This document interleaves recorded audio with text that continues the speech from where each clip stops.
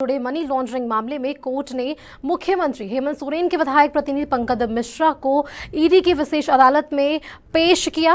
और आपको बता दें कि ईडी की ओर से पूछताछ के लिए रिमांड पर देने का आग्रह किया गया था। आग्रह को कोर्ट ने स्वीकार करते हुए 6 दिनों का रिमांड दिया है। पंकज से 21 जुलाई से 26 जुलाई तक पूछताछ होगी। बता दें कि पंकज मिश्रा 1 महीने पहले ईडी की टीम को खुली चुनौती दे रहे थे और जांच के लिए ईडी को ललकार भी रहे थे। मंगलवार को ईडी की टीम ने 8 घंटे की लंबी पूछताछ के बाद गिरफ्तार कर लिया था। गिरफ्तार करने के बाद पंकज मिश्रा को कोतवाली थाने के हाजत में रखा गया था।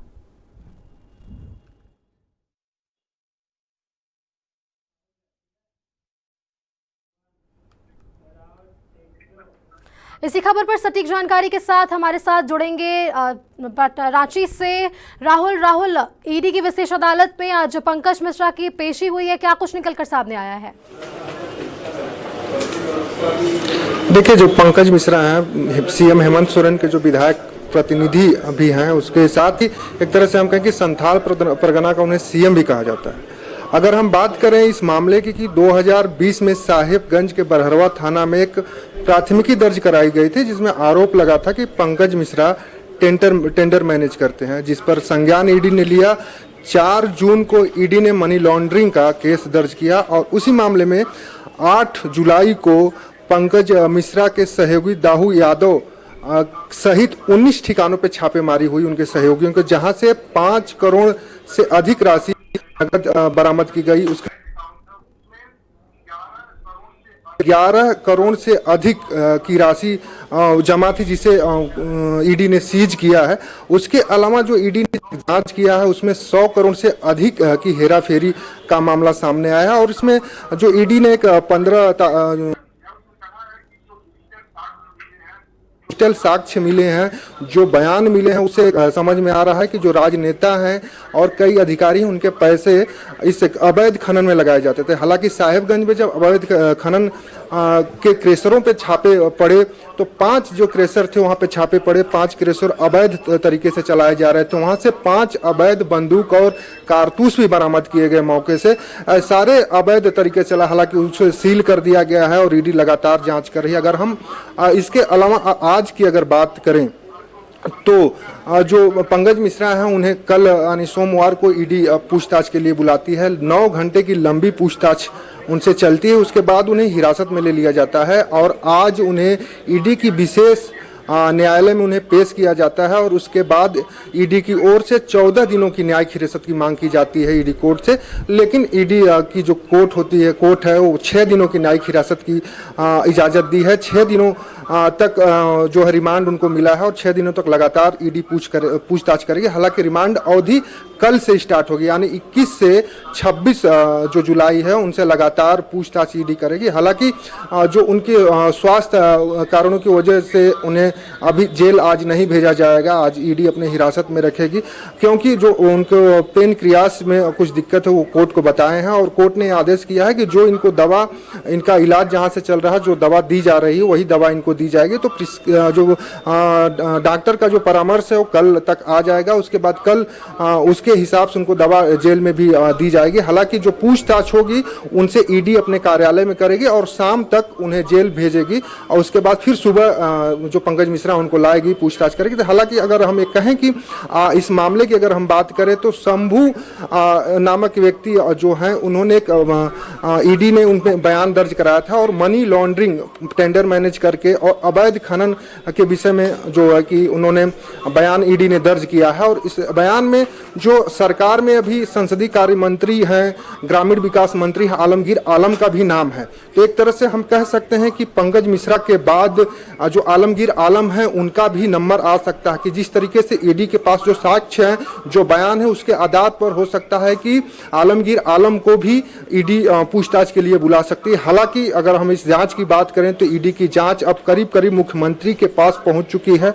हालांकि अभी तक जो पंकज मिश्रा हैं दावा करते थे कि ईडी आए, हमसे पूछताछ करें, हम पूछताछ के लिए तैयार हैं। लेकिन जैसे ही 8 जुलाई को छापेमारी होती है, भारी मात्रा में 11.34 करोड़ लगभग जो राशि है वो बरामद होती है। 11.88 करोड़ जो है राशि बैंक खातों में, जो 37 बैंक खाते हैं उसमें बरामद होते, एक बड़ी राशि। और 100 करोड़ अवैध माइनिंग के माध्यम से जो अर्जित किए गए हैं, टेंडर मैनेज करके मनी लॉन्ड्रिंग का केस दर्ज। तो एक बड़ा मामला है। अब देखना ये होगा कि जो ईडी अभी 6 दिनों जी राहुल, इससे जुड़ा एक अगला सवाल आपके सामने ये है कि पहले भी मुख्यमंत्री हेमंत सोरेन के विधायक प्रतिनिधि पंकज मिश्रा जो हैं वो कहा जा सकता है कि ईडी को वो खुलेआम चुनौती दे रहे थे। उन्होंने पहले भी कहा था कि आई एम वेट। तो क्या कह सकते हैं इस पर? ईडी ने उन्हें कैसा जवाब दिया है इस पूरे मामले पर?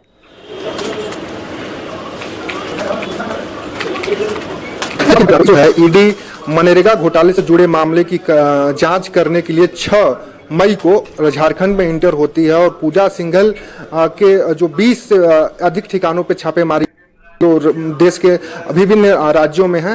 हालांकि पल्स हॉस्पिटल में भी करती है, पूजा सिंघल के आवास पे करती है। उसके बाद उनके जो सीए हैं सुमन सिंह, उनके आवास पे होती है। उन करीब 17 लाख से अधिक राशि जो है उनके घर से नगद बरामद होती है। उसके बाद सुमन सिंह को गिरफ्तार कर लिया जाता है, जांच चलती है, पूछताछ होती है। उसके बाद पूजा सिंघल को भी पूछताछ के लिए बुलाया जाता है। 2 दिनों तक पूजा सिंघल से पूछताछ की जाती है। 11 मई को पूजा सिंघल को भी गिरफ्तार कर लिया जाता है और 5 दिनों के लिए रिमांड पर उनको भेज दिया जाता है। उसके बाद रिमांड अवधि बढ़ती चली जाती है और 14 दिनों तक लंबी पूछताछ जो है आईएएस पूजा, जो निलंबित आईएएस है पूजा सिंघल, उनसे चलती है। 26 मई को पूजा सिंघल को फिर जेल, न्यायिक हिरासत में जेल भेज दिया जाता है। उसके बाद जो उनके पति अभिषेक झा हैं उनसे भी पूछताछ ईडी करती है।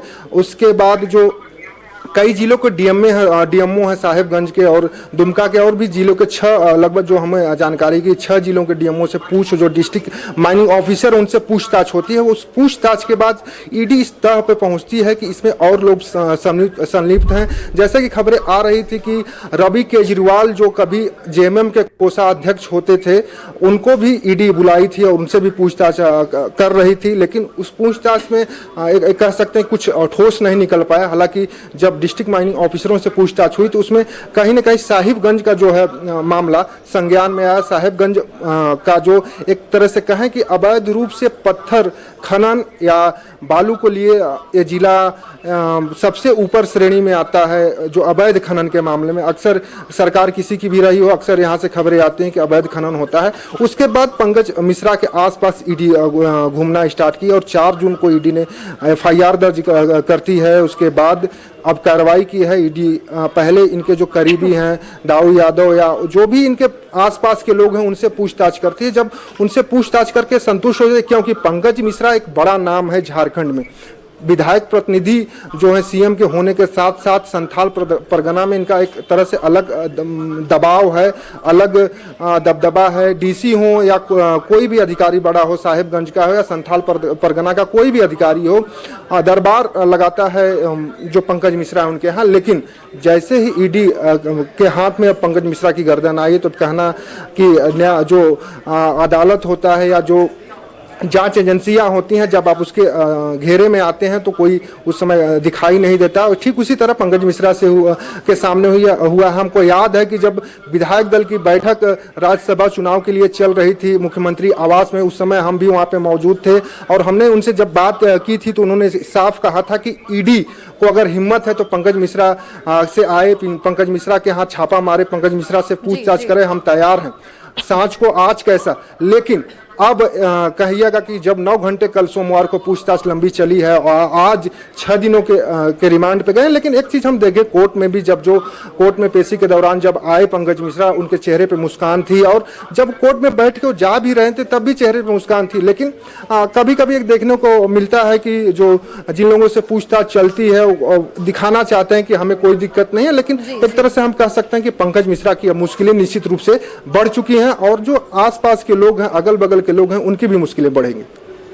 देखिए राहुल, इन सब के बीच निशिकांत दुबे जो गोड्डा के सांसद हैं, उनका भी जो ट्वीट है वो लगातार झारखंड में काफी चर्चित रहा है। उन्होंने पहले भी ट्वीट कहा था भाग पंकज भाग, और आज भी उनका ट्वीट आया है जिसमें उन्होंने लिखा है कि सुना है कि पंकज काफी डरे हुए हैं, और उन्होंने आगे लिखा है कि रोते रोते बुरा हाल है, इतना भी क्या कष्ट है। तो क्या कहा जा सकता है, ये जो प्रतिक्रिया है काफी जो है सहज रूप से सामने निकल कर आई है।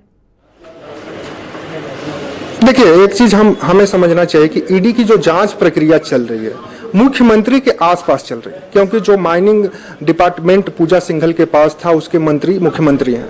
या हम पंकज मिश्रा की बात करें, पंकज मिश्रा विधायक प्रतिनिधि हैं, सभी जानते हैं। जेएमएम में उनका एक कद्दावर पद है, बड़ा ऊंचा ओहदा है।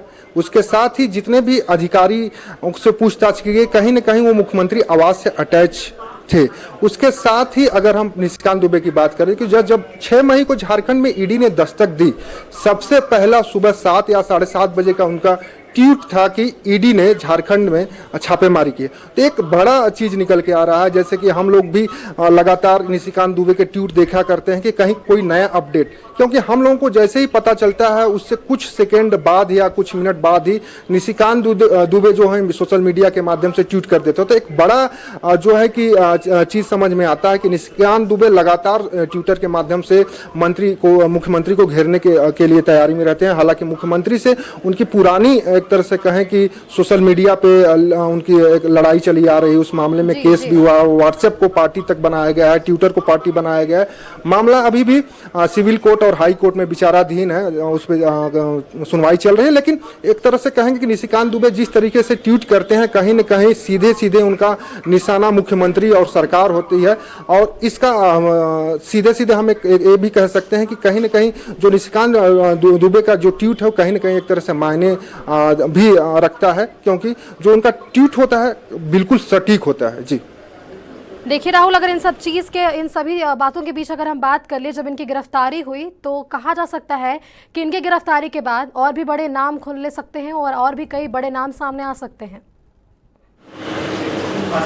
ठीक है, जो हम शंभू नंद कुमार का नाम लिए हैं कि जिन्होंने ईडी को बयान दिया है, जिस आधार पे ईडी ने मनी लॉन्ड्रिंग की केस दर्ज की है 4 जून को, तो उस आधार पे अगर हम कहें कि जो मंत्री हैं, कैबिनेट मिनिस्टर हैं, ग्रामीण विकास और संसदीय कार्य मंत्री हैं, कांग्रेस कोटे से विधायक हैं और मंत्री हैं हेमंत सरकार में आलमगीर आलम, उनका भी नाम उन्होंने ईडी को दिया है अपने बयान में।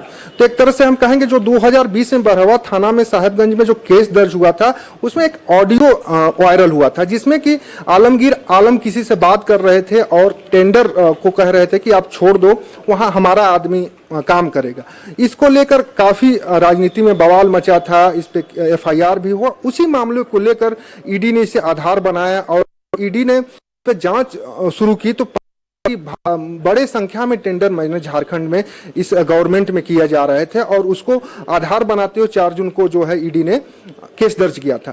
तो एक तरह से हम कहेंगे कि प्रथम दृष्टया जो लगता है कि जो ईडी को बयान दिया है शंभू नंद कुमार ने, उससे एक आधार बनाया जा सकता है कि आलमगीर आलम को ईडी अब जांच के लिए या पूछताछ के लिए बुला सकती है, क्योंकि आलमगीर आलम का नाम 2020 के एफआईआर में भी है और इस बार जो ईडी ने पूछताछ किया है उसमें भी बयान में आलमगीर आलम का नाम लिया गया है। तो एक तरह से हम कह सकते हैं कि पंकज मिश्रा से जो 6 दिनों तक पूछताछ चलेगी, उसमें एक तरह से कहा जा सकता है किसी न किसी राजनीतिक व्यक्ति का बड़ा नाम जो है निकल के सामने। हालांकि अब मुख्यमंत्री के आसपास ईडी पहुंच गई है और 6 मई से, और आप देखेंगे कि जुलाई का महीना चल रहा है, 20 जुलाई हो रहा है, तो 2 महीने से अधिक, हम कहेंगे 2 महीना 14 दिन, आने 2.5 महीने तक ईडी की कार्रवाई चल रही है। अभी कितने दिनों तक चलेगी कहना मुश्किल है या कहना जल्दीबाजी होगा, क्योंकि झारखंड जैसे छोटे राज्य में 24 जिले के राज्य में ईडी की इतनी बड़ी कार्रवाई, इतने दिनों तक कार्रवाई चली।